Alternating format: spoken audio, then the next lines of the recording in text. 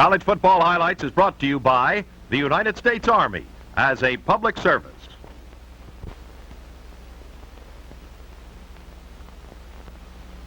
On College Football Highlights, Missouri runs into a stout Oklahoma defense. Tennessee climbs to the top of the Southeastern Conference. Michigan State and Notre Dame renew their rivalry. Harvard and Dartmouth battle for Ivy honor. The Pitt Panthers scores but can't quite upset Navy. And Penn State outpasses Syracuse. All on College Football Highlights.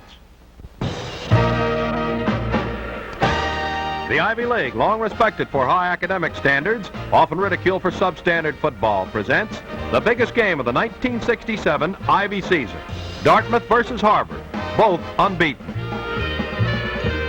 Dartmouth, winner of 9 straight, is led by Gene Reisowitz. He's a passing quarterback who thrives on handling a multiple offense.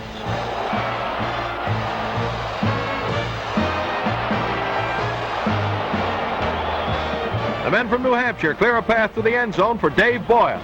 This second quarter touchdown puts Dartmouth on the scoreboard first, 7-0.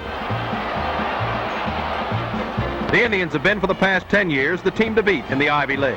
They do it with a solid offense.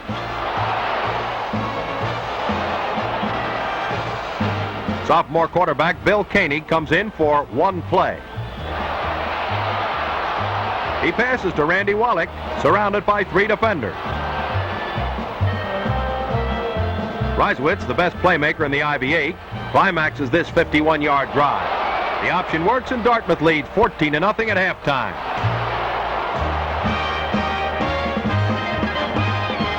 Third quarter, Harvard having trouble on offense, must give up the football. Bob Malaker takes it, and the catch starts a Murray chase. Malaker reverses direction, gets a good block, and is off again.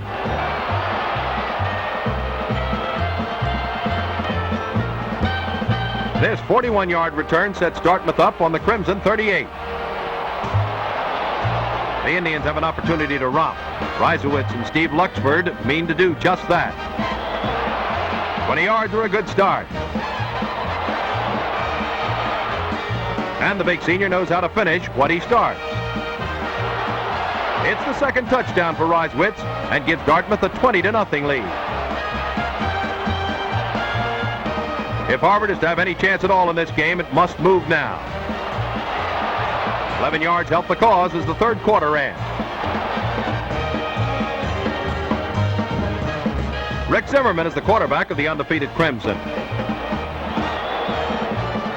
Joe Cook is one of his receivers.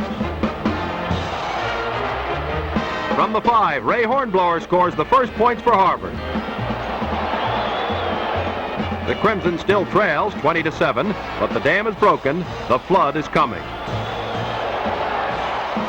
A blocked punt sets up Harvard's second touchdown. Vic Gatto has the honors, and Harvard has the momentum. When the brakes turn against you, they seem to turn all the way. Tom Wynn intercepts. It's Crimson ball deep in Indian country with a sudden and excellent chance to take the lead. For Harvard, the rest is academic. Take advantage of the opportunity. Hold on to the ball. Grind it out.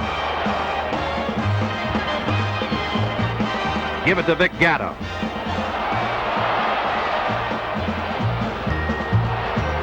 Third down. Short. Fourth down. Let Gatto do it. Touchdown, Harvard. The Crimson takes the lead for the first time, 21-20. Dartmouth's an explosive team. It cannot be held down for long. 18 plays for 67 yards, carried to the Harvard 8. With time running out, the drive stalls. So Pete Donovan tries a field goal. It's no good, but hold everything. Harvard was offside. Another chance doesn't fail. The 3 points win the game for Dartmouth, 23-21. A big break hands Dartmouth a hard-fought win and a giant step toward the Ivy League crown.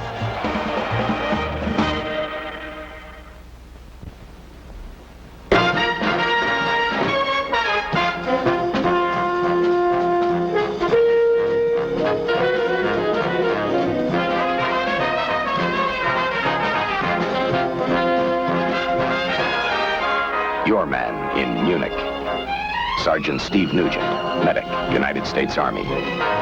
Steve likes medicine, so the Army put him there. And he's learning all about medicine firsthand. From orthopedics to pediatrics, and then some. But the Army isn't all work. During his 3 years, Steve is seeing Germany and the rest of Europe like no tourist ever will. Sergeant Steve Nugent, your man in Munich. In today's Action Army. See your Army recruiter. Last year, Coach Ira Persigian's Fighting Irish played Michigan State in what was appropriately called the game of the century. Notre Dame was undefeated, and so were Duffy Daugherty's Spartans. #1 national ranking hung in the balance. The two teams finished in an historic 10-10 deadlock, and the Irish were selected #1. The 1967 rematch between Michigan State and the Irish takes place at Notre Dame Stadium. Number 14, Bill Farraco, will quarterback the injury-riddled Spartans. Notre Dame driving in the first quarter. Both teams are experiencing mediocre seasons and have taken severe beatings in the nationwide polls. The handoff to Rocky Bleier. Michigan State is no longer ranked, but the Irish are fighting for survival in some of the top 10 lists. Surprising the way Notre Dame is hugging the ground, Jeff Zimmerman, replacing the injured Ron Ducheney in the Irish backfield, gets to the Spartan 25. Zimmerman again with a pitch out from Terry Hanratty.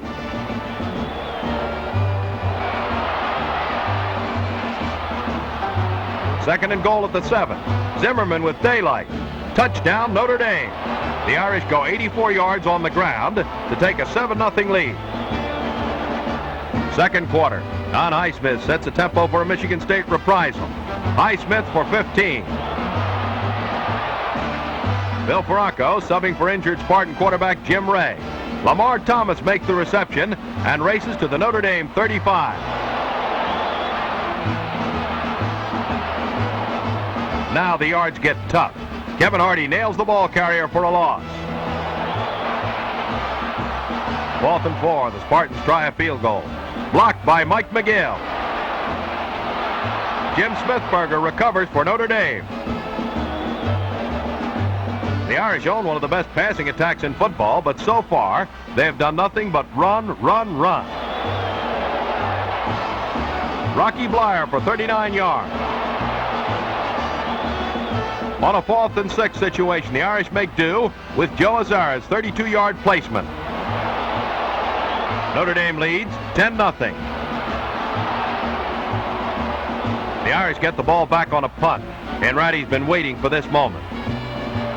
His pass to Jeff Zimmerman. The defensive lapse costs a touchdown. It's 17-0 Notre Dame at halftime. Third quarter, the heat's on Bill Farraco as he attempts to pass the Spartans to the scoreboard. Pass to Lamar Thomas. Before Thomas can do any real damage, the ball is knocked from his grasp, and the Irish recover. 7 running plays move the ball to the Spartan 47. The 8th running play, well, watch for yourself. Number 47 is sophomore fullback Jeff Zimmerman. Zimmerman's 3rd touchdown makes it 24-0 Notre Dame. 4th quarter, Michigan State finally get on track. Dwight Lee picks his way through the defense to the Notre Dame 31. Bill Farraco spices the drive with some pinpoint passing.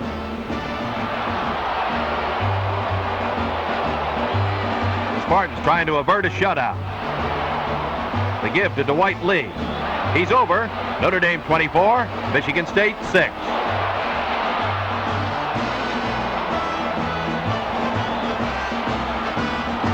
Seconds later, Michigan State in possession after recovering an Irish fumble. Farraco's sideline pass to Frank Waters. Will the Spartans go for a tie? They only wish they could. Farraco to Waters, touchdown. Notre Dame survives the late rally to win 24-12. Nobody figured it to be a replay of the game of the century, but it was a good game. Right, Duffy? Right, Aaron?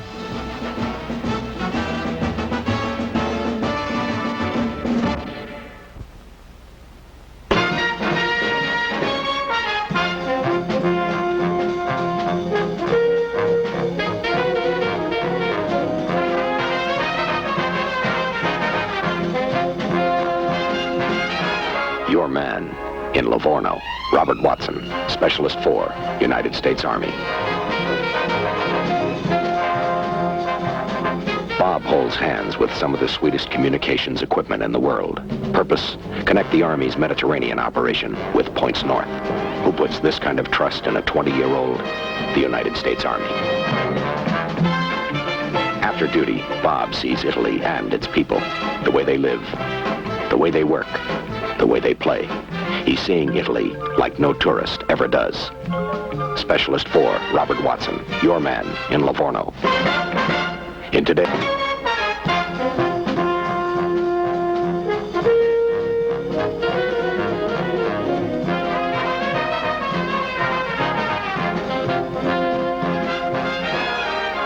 Your man in Bad Tölz, William Lee, Specialist 4, United States Army. Bill is a radio operator in a 12-man Special Forces team. Commands, reports, change of orders, all go through him. It's an exciting job, an important job, and the Army trained him thoroughly for the job. After hours, Bill is on his own. All Germany becomes his playground, and the sky's the limit. He's seeing more and doing more than any tourist ever will. Specialist 4, William Lee, your man in Bad Tölz. In today's Action Army. See your Army recruiter. The Big 8 Battle of the Week places the Missouri Tigers against the Oklahoma Sooners. The winner at Missouri's Memorial Stadium will be a bona fide conference contender.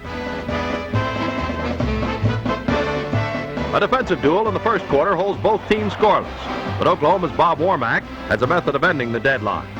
This pass to Steve Zabel gives the Sooners the best field advantage so far on the Tigers' 7.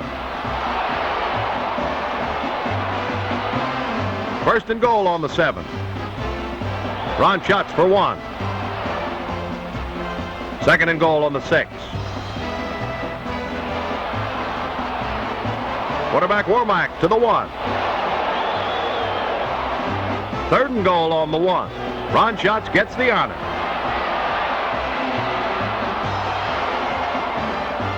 The extra point. Good, and Oklahoma leads 7-0. Both teams' fierce defenses block any further scoring attempts until the 4th period. On 4th and 1, Missouri gambles. Quarterback Gary Combrink keeps. First down. On 2nd and 7, the Sooner defense tightens up.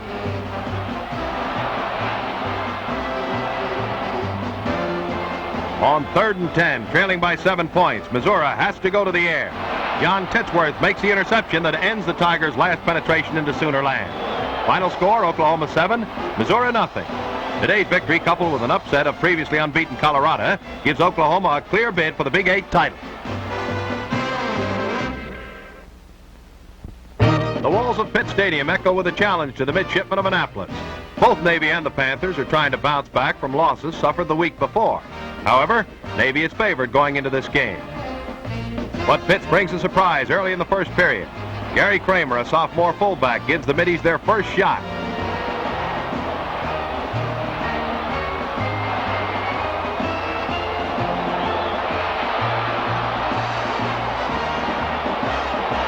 Pitt leads 7-0 early in the first quarter. But Navy's nightmare isn't over. Joe McCain, another sophomore, sets up a Pitt scoring drive. From the 5, the Panthers send sophomore quarterback Jeff Barr around end.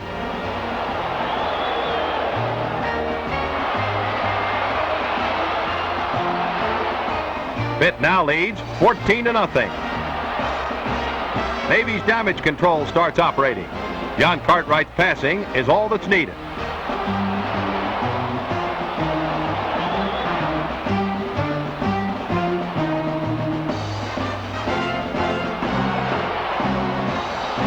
first quarter ends with Navy on the 1-yard line.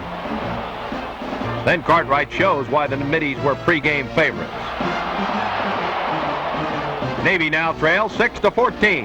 The extra point was missed. The score stays that way till the third quarter. Now all the Navy systems are go. John Cartwright connects with Mike Clark, and Navy only trails 12-14. But a blocked 2-point conversion keeps the Middies behind. The Panthers refuse to sit patiently on their 2 points.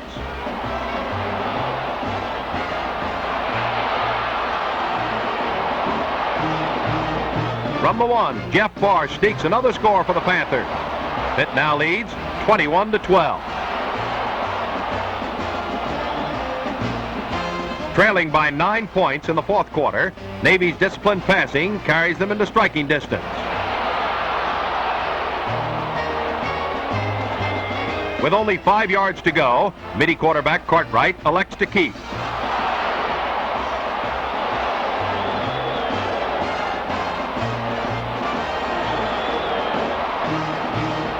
Navy again only trails by 2 points. Score 21-19. Critical situation in the last minutes of the game. Navy thrown for a loss. The winning field goal if John Church makes it. It's good. Navy squeaks to a 22-21 victory over a surprising crew of sophomore Panthers.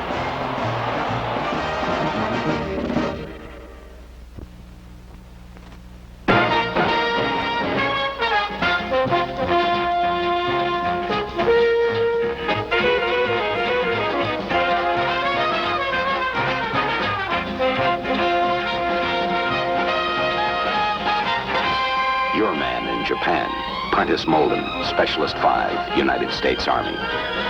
Prentice is a pharmacy specialist. He's responsible for compounding medications, dispensing medications, and preparing prescriptions. Who lets a man develop his capabilities to their fullest? The United States Army.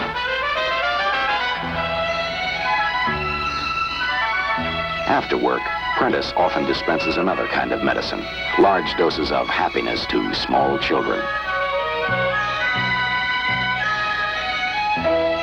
Specialist 5, Prentice Molden, your man in Japan. In today's action Army, see your Army recruiter. Tennessee beat Alabama a week earlier, but now the Vols are faced with another crucial test. They play once-beaten LSU at Neyland Stadium in Knoxville. After a scoreless first quarter, Tennessee quarterback Dewey Warren is again on the firing line for the Volunteers.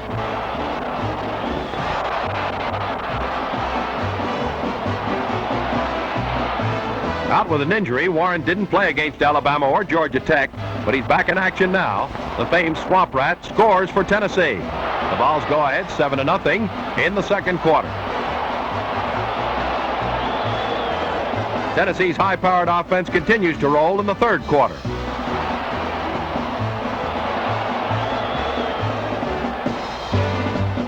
Dewey Warren receives good pass protection from the men up front. He pitches complete to Ken DeLong. Tennessee drives to the 6. A hole open for Walter Chadwick. Tennessee shows no letdown after its crucial victory over Alabama. The Vols lead LSU 14-0. It's everybody up for the kickoff. Carl Kremser booms it to the goal line where Sam Grisaffi takes it for the Tigers. He's back to the 20. He's to midfield. Look at Sammy run. Number 48, Bill Baker, is the last Tennessee defender who has a shot at him. Sam Grisaffi races 100 yards to set a new kickoff return record for LSU. The Tigers trail 14-7.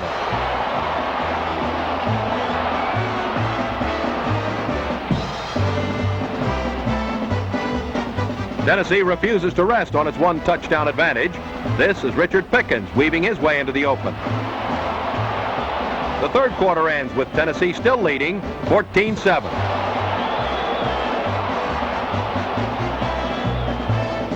Cool, calm Dewey Warren fires to Walter Chadwick.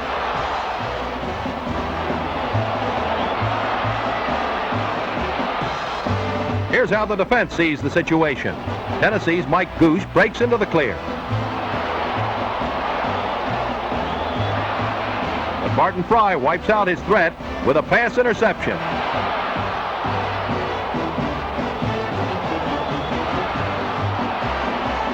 LSU is fired up. Nelson Stokely goes to work for the Tigers.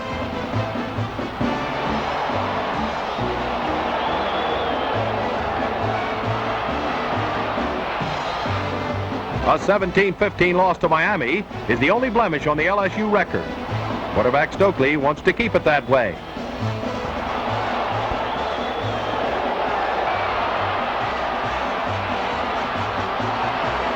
He eludes the final Tennessee defender and scores standing up. It's a new game at 14-14.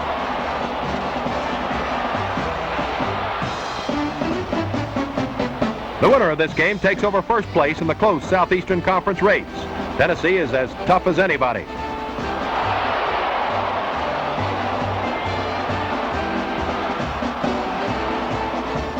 Just when it appears Dewey Warren has everything under control, there's a slip-up. Walter Chadwick recovers, but instead of a possible touchdown, Tennessee is forced to try a field goal. Carl Kremser fulfills his assignment as he boots Tennessee into the lead, 17-14.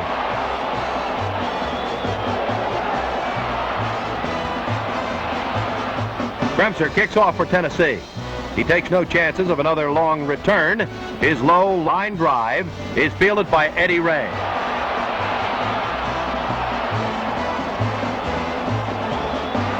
Time is a factor, but LSU is in good field position. Tommy Allen charges to the 30. Eddie Ray to the 22.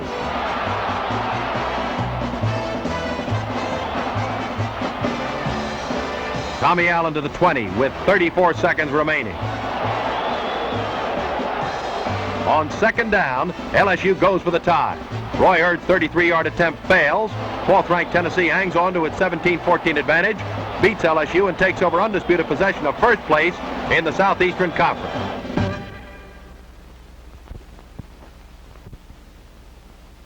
College Football Highlights has been brought to you by the United States Army. Your future, your decision. Choose Army.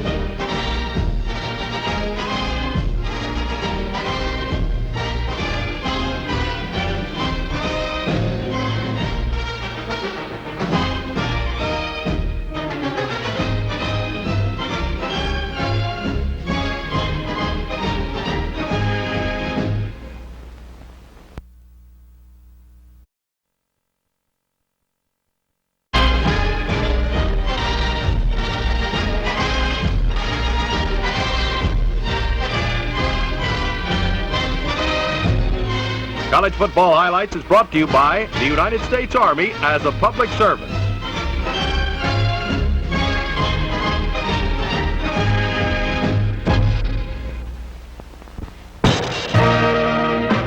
On College Football Highlights, Notre Dame rolls on against a young Pittsburgh team. Penn State rocks North Carolina State from the unbeaten ranks. Purdue and Minnesota battle for Big Ten survival. Duke surprises the Middies in the Oyster Bowl. And the Indiana Hoosiers drop once powerful Michigan State, all on College Football Highlights. Purdue is surprising everybody in 1967 with an explosive offense. Featuring a sophomore quarterback, Mike Phipps, and a versatile junior named Leroy Keys. The Boilermakers' wide-open attack should certainly be put to the test today against Minnesota. The Gophers in white have given up an average of only 1 touchdown per game. But Purdue is not impressed by statistics. Phipps and Keys team up at the Minnesota 24. Keys, number 23, leads the nation in scoring and averages 7 yards every time he carries the ball.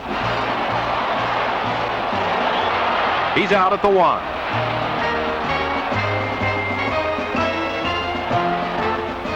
It's Keys climaxing the drive with a score. Purdue leads following a Gopher field goal, 7-3 on this rainy day in Indiana. These teams are unbeaten in Big Ten play.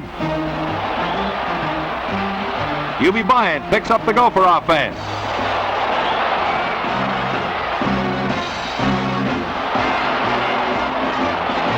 "57 yards to seesaw Minnesota back in front, 10-7. In the second period, the slippery ball takes a bad Gopher bounce. You can't pick up and run with a fumble in college, but it's Purdue's ball at midfield. And Phipps and Keys continue to please the home fan.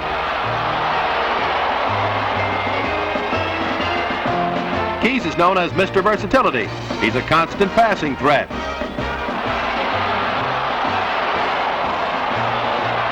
Means nothing, but will loosen the Gopher defense because 5 seconds later, Keys is at the 13, waiting for the ball.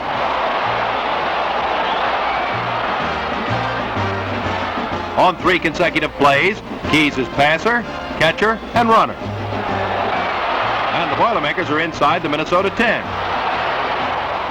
The go-ahead score again comes from Keys. And Purdue boasts a 14-10 advantage midway through the second period. But Minnesota finds out that Keys isn't the only reason Purdue is ranked number 5 in the nation. Tight end Marion Griffin jolts the Gophers for 38 yards.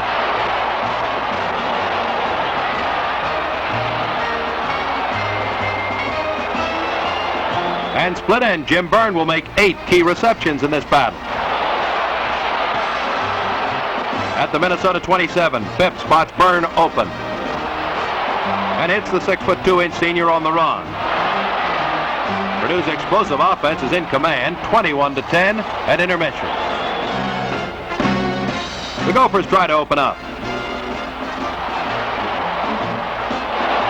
Bob Corby intercepts, but his momentum carries into the end zone for a safety. After another score, Purdue leads 27-12.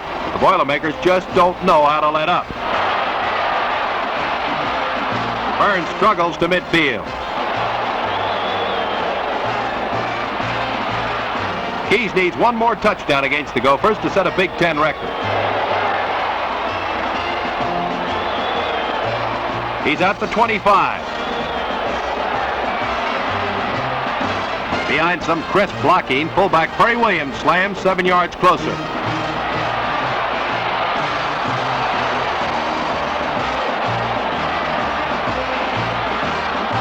In the final period, Keys breaks a 24-year-old record with his 14th conference touchdown, his 18th overall this season.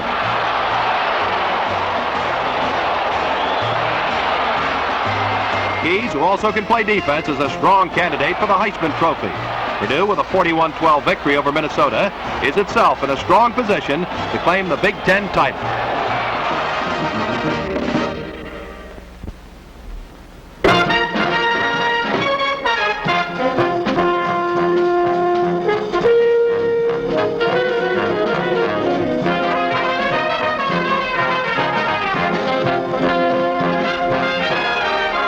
Your man in Munich, Sergeant Steve Nugent, medic, United States Army. Steve likes medicine, so the Army put him there. And he's learning all about medicine firsthand, from orthopedics to pediatrics, and then some. But the Army isn't all work. During his 3 years, Steve is seeing Germany and the rest of Europe like no tourist ever will. Sergeant Steve Nugent, your man in Munich. In today's Action Army. See your Army recruiter. Navy and the Blue Devils of Duke lock horns in the first College Bowl game of 1967. There's a sellout crowd at Foreman Field in Norfolk, Virginia for the Shriners' annual classic, the Oyster Bowl game. Duke's defense sets the tone for the first half. The Blue Devils smother Billy the Goat's ground attack. The Navy's defense is equally aggressive. It causes Duke to fumble.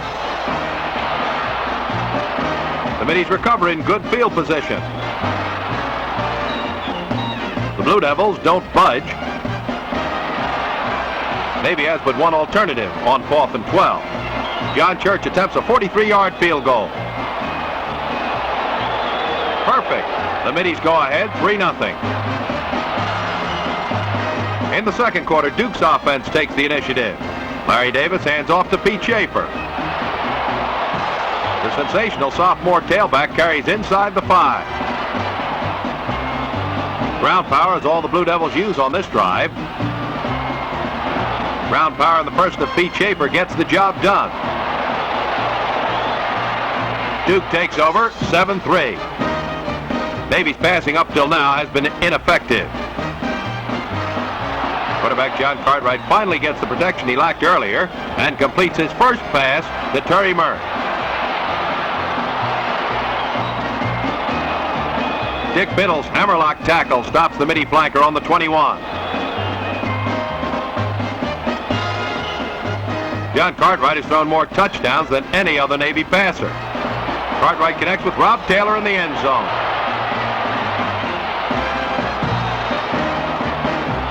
Coach Bill Elias and his boys command a 10-7 edge over Duke at halftime. But the Blue Devils are an explosive outfit despite their lackluster 3-5 record.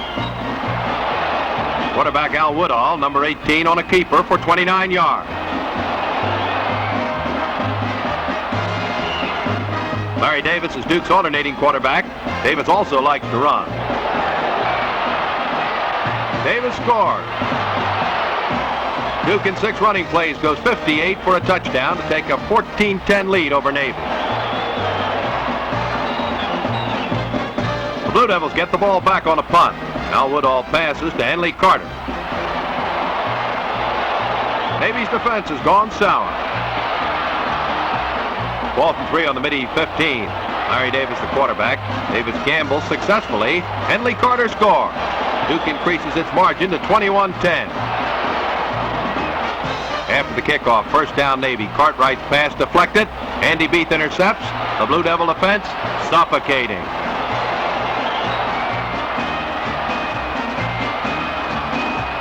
Duke picks Navy's defense apart with passes in the second half.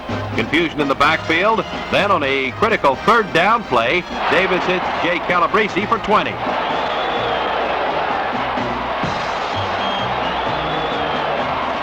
Next, the final quarter.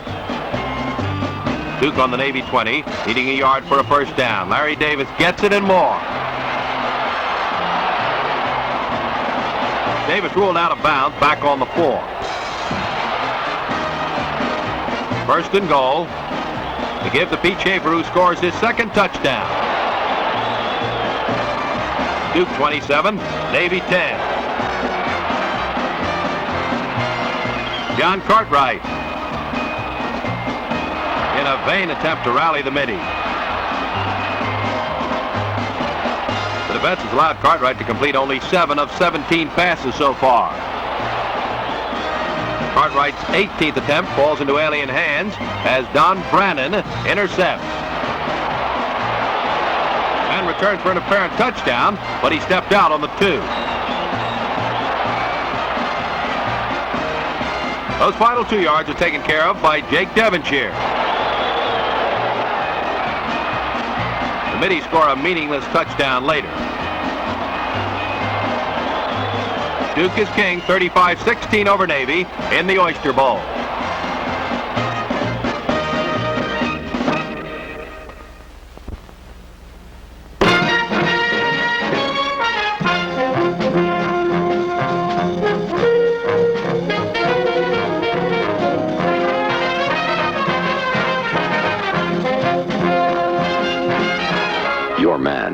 in Livorno. Robert Watson, Specialist 4, United States Army. Bob holds hands with some of the sweetest communications equipment in the world. Purpose, connect the Army's Mediterranean operation with points north. Who puts this kind of trust in a 20-year-old? The United States Army. After duty, Bob sees Italy and its people, the way they live, the way they work, the way they play. He's seeing Italy like no tourist ever does. Specialist 4, Robert Watson, your man in Livorno. In today's Action Army. See your Army recruiter. The once mighty Spartans of Michigan State are battling uphill with a 3-game losing streak as they enter Big Ten competition against the Hoosiers of Indiana. The Fighting Hoosiers are the Cinderella team of the year with an unblemished 7-0 record.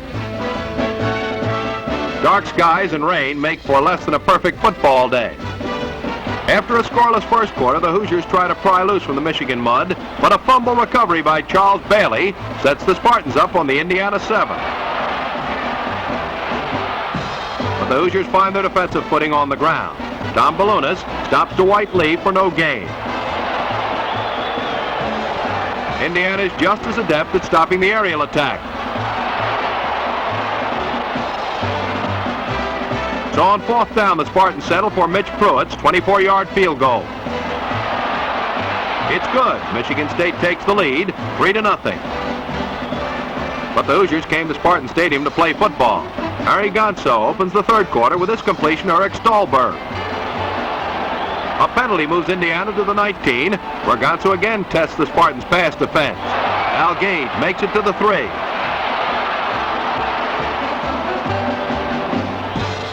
On 2nd and goal, quarterback Gonzo sneaks for the touchdown.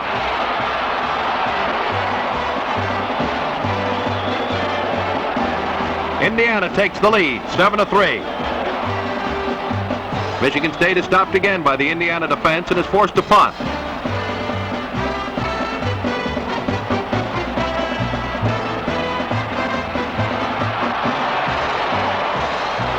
Indiana recovers in dangerous territory on their own 8. On the second play from scrimmage, the Spartans take advantage of the tight situation.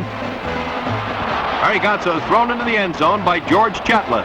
Credit Michigan State with 2 points, but they still trail the Hoosiers 7-5.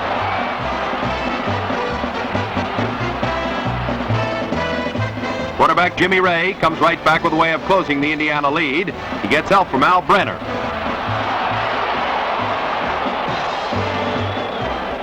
From the 4, Ray gives to Dwight Lee, and the Spartans take the lead, 11-7.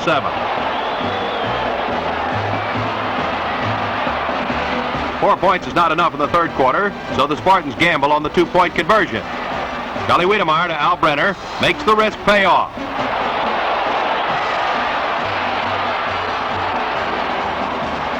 That boosts Michigan State's lead to 6 points.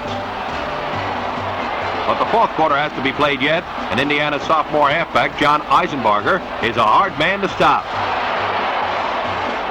Sophomore quarterback, Harry Gonzo, mixes his plays well, but sticks to the same player, John Eisenbarger, to the Michigan State 39.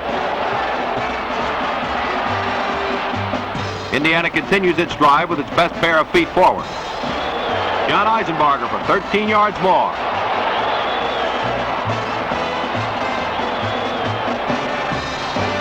If the Spartans figured Eisenbarger could only run the outside, this 12-yard plow up the middle proves they're mistaken.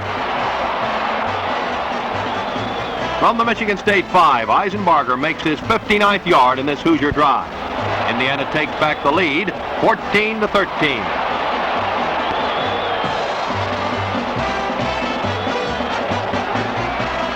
Michigan State has time for only one more series of downs. But Indiana's alert, Ken Kaczmarek, won't even allow that. The interception ends all hope for the Spartans. The loss extends Michigan State's losing streak to 4 games, while the Hoosiers' unbeaten record gives Indiana their first real chance at the Rose Bowl, the only Big Ten team never to have appeared in that classic.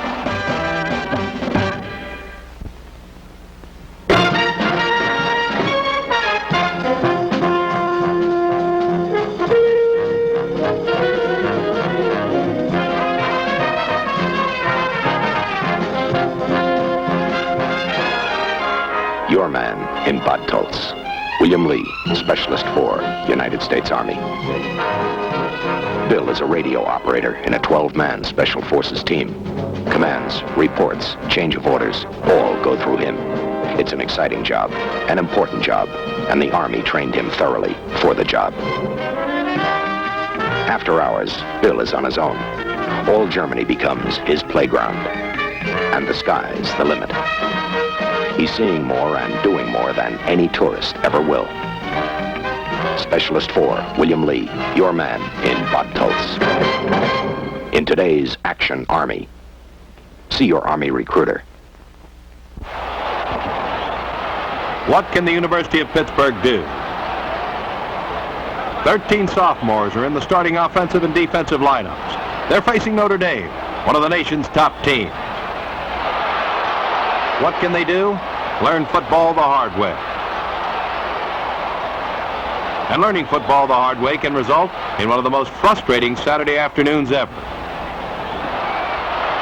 The Panthers are experiencing a frustrating Saturday afternoon.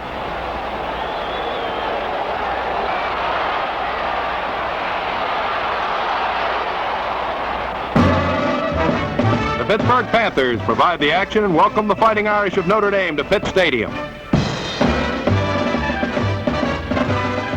The blue and gold Panthers learn more. The Notre Dame defense is a solid unit. Pitt will make only 8 first downs in this game, but just when it looks like the breaks will turn in favor of the Panthers, along comes number 7, Tom Shane. This All-America candidate specializes in spectacular punt returns.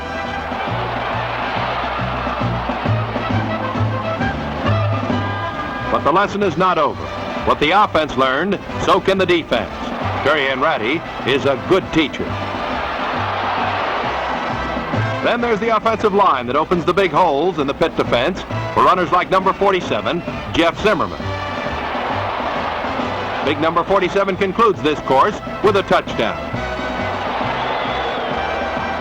Notre Dame takes a 14-0 first quarter lead.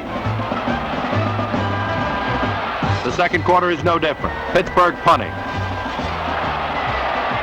And Tom Shane returning. This time, Shane proves that the Panther defenders haven't been doing their homework.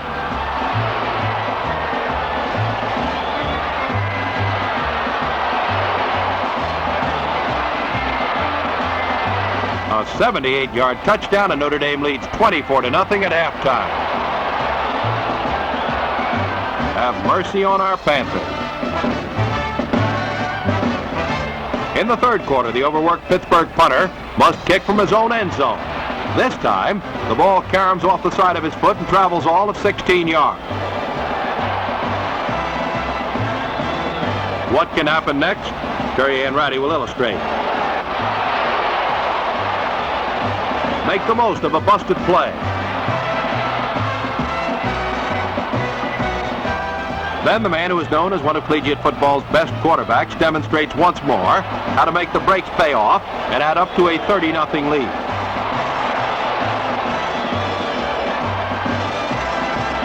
Humbled but not giving up, the young Panthers attempt to prove they have learned something on this frustrating afternoon. Sophomore Joe McCain catches the pass for 38 yards. Will the students be able to score on their teachers? Sophomore Chuck Winters calls on another sophomore, Rod Federchek. But all good things must come to an end, so says the Notre Dame defense. Mike McGill bear hugs George Prebish, and Larry Schumacher recovers the fumble. The Irish force the Panthers into another mistake, showing that you make your own breaks. In come Cooley and the subs. Willie O'Brien leads the Irish assistant professors in the fourth quarter drive.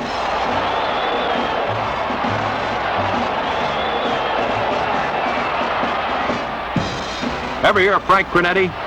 That's Cornetti carrying the books for Notre Dame.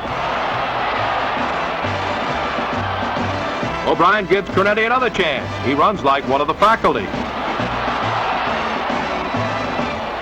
The educated march downfield halts when Dave Haley dives over for the final touchdown of the game. Notre Dame wins 38-0 and shows how it's done to a young but maturing group of Pittsburgh Panthers.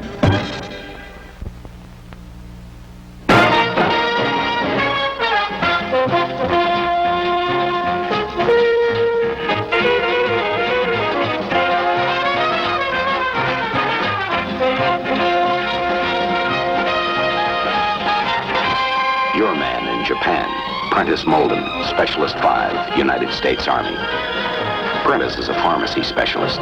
He's responsible for compounding medications, dispensing medications, and preparing prescriptions. Who lets a man develop his capabilities to their fullest? The United States Army.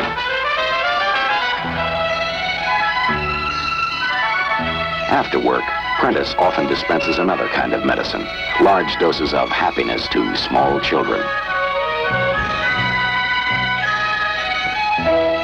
Specialist 5, Prentice Molden, your man in Japan.